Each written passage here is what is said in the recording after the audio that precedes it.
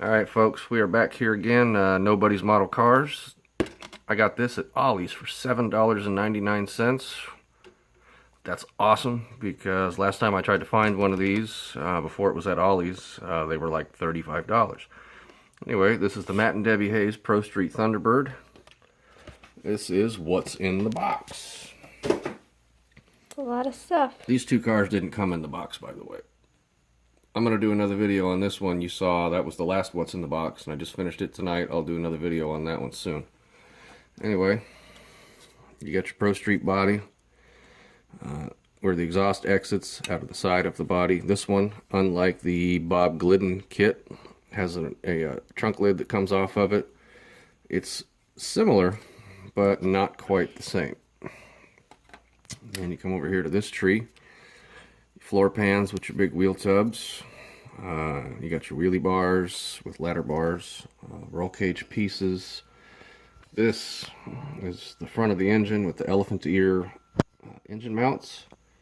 I'm gonna guess these are speakers because I think these people actually drove this car. I never actually saw this car on TV or anywhere in person.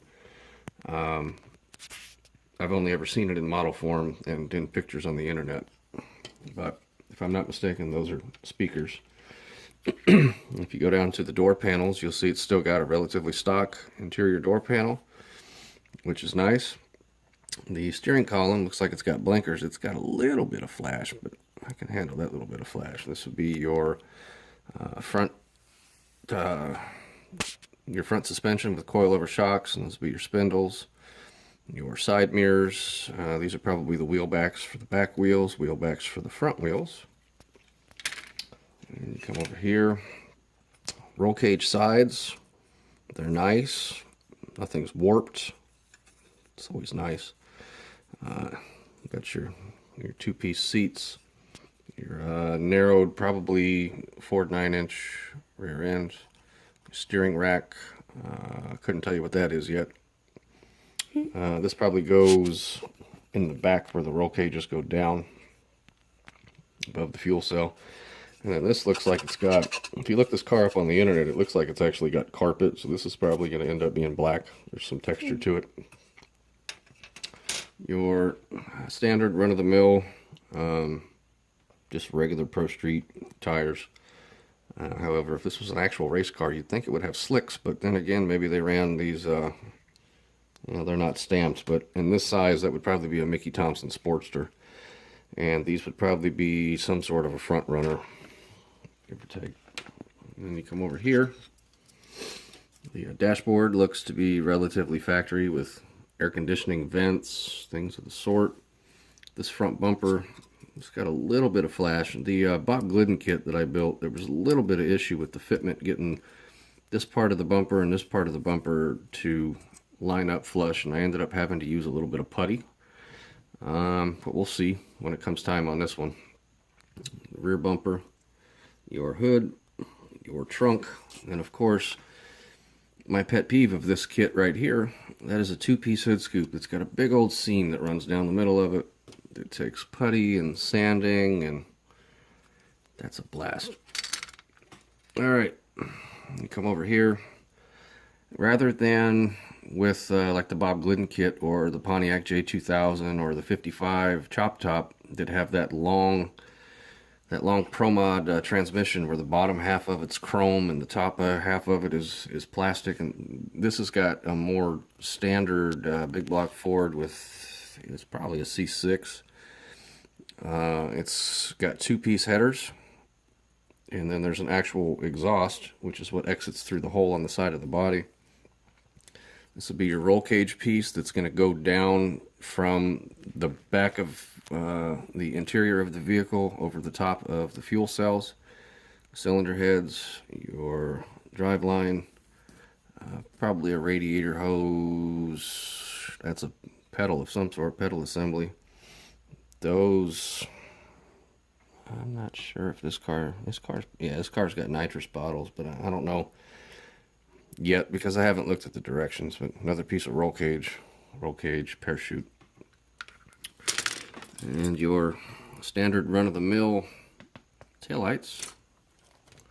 You come over to the chrome tree, which is... A lot of chrome. It is a lot of chrome. If I'm not mistaken, these are actually the stereo amplifiers for the speakers. This and this and this and this and all that is part of the twin blower assembly that goes on the front end of this engine. Nitrous bottle, oil pan, starter, transmission pan. Not entirely sure there. Again, I haven't looked at the directions with this piece or those. There's probably some silly little interior piece. And then valve covers, and you got your firewall. Your B&M shifter, fan, radiator,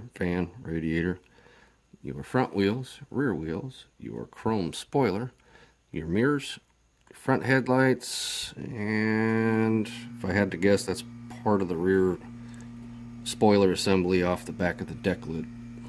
Now, she's going to eat one of the Zelda candies. We got little nobody on the camera.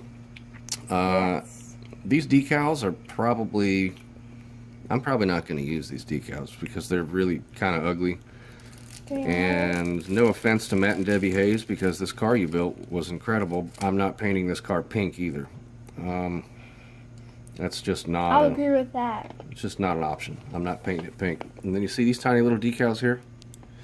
Those are for people who don't have control of their brush and can't paint all the little sheet metal things. Actually, wow. Well, no. If you look real close here, I'm not decaling those little bumps. I paint those. Because he has detail in his cars. Because I have this paintbrush. Focus. Because roadkill. Alright, anyway. Yeah. On to the instructions. Loads of words? Yeah.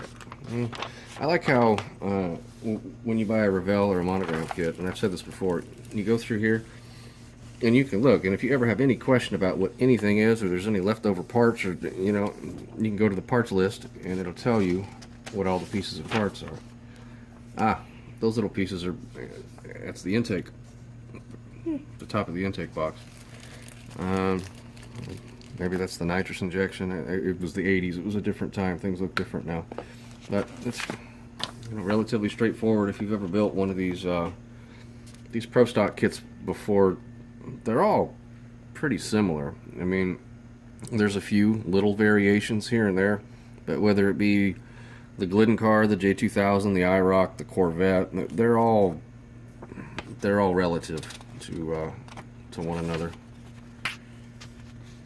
Gee, look, you have to remove the rubber from the inside of the tire. Imagine that. This right here, this is difficult. I've done that before. I built a twin turbo, twin blower, nitrous injected Hemi 67 Dart GTS that I kit bashed a J2000 for. If you want to see that one, comment in the comments and I'll do a whole video on that car itself.